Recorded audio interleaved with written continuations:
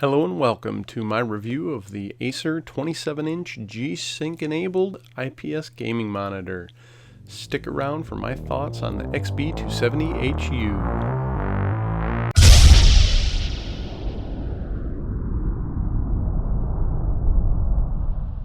Just a quick prelude, the XB271HU from Acer is released.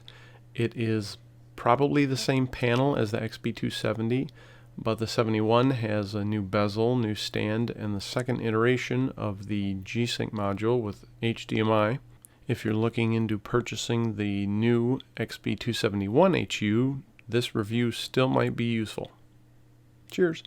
This is a wonderful monitor. Just to give you a little bit of contrast, I've brought my 7-year-old 1200p old gaming monitor, 60 Hertz, nothing special. I've gamed on this a lot, and it's okay. Compared to this is awesome. This is great. You're going to love it if you're doing just basic Photoshop, Premiere. If you're doing any kind of non-pro gaming, this is sweet. You're going to love it. This is a 27-inch 2560 by 1440 2K. 144 Hertz, 1000:1 contrast ratio, and a 4 millisecond pixel response time. It sports an IPS or in-plane switching panel with G-Sync technology. Hands down, if you have an old monitor like I do, 7 years old, this is a 1200p 60 Hertz monitor. If you're stuck with something like this and it's all you have, and you feel the need and you can upgrade to an IPS panel, do it. Especially something with a higher pixel density, over 100 pixels per inch. It's beautiful. It looks great. It has plenty of real estate, and it's actually kind of a sweet spot for Windows.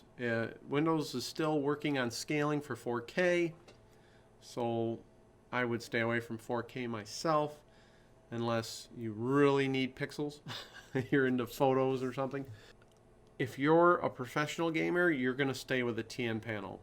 The pixel response time is the #1 thing that you need to be the best gamer you can be.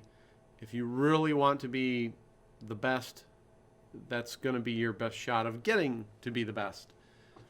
This is a wonderful, the Acer XB270HU is a wonderful gaming experience, especially compared to my old 60 Hertz monitor, but it's not as good as TN. It's just the technology. If the pixels cannot switch fast enough, 4 or 5, whatever milliseconds response time, this is a general all of the new IPS gaming monitors.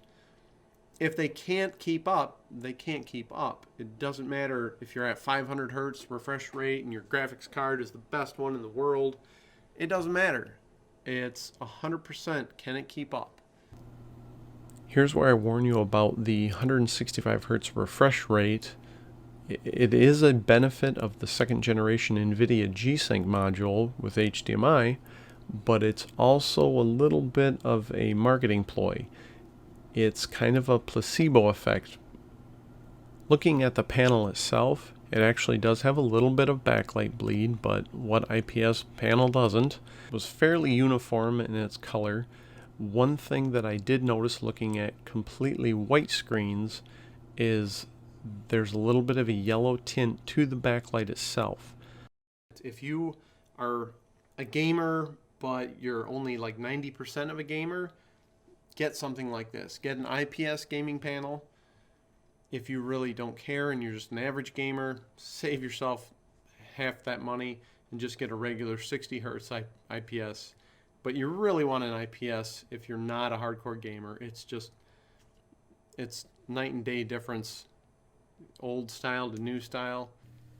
Thanks for watching. Feel free to subscribe if you'd like to see some of my next videos. One of them is the comparison between the Asus and Acer 27-inch gaming monitors.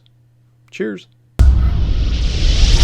I'm driving around town with the gaming monitor I love, and I'm like, you.